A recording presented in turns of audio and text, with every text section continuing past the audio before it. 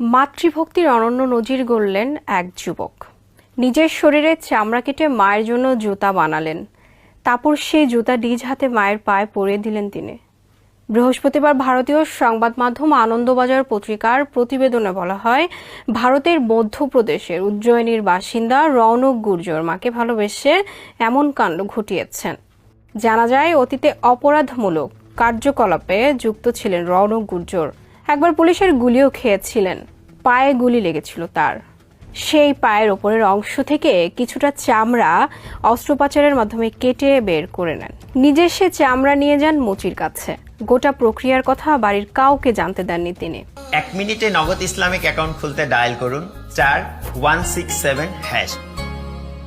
নিজের চামড়া দিয়ে তৈরি জুতা নিজ হাতে মায়ের পায়ে পরিয়ে দেওয়ার পর রৌনক গুর্জর খোলাসা করেন তিনি কি দিয়ে আসলে জুতাটি তৈরি করা হয়েছে।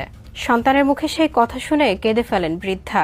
সেখানে মা ও ছেলের মধ্যে তৈরি হয় আবেগঘন মুহূর্ত।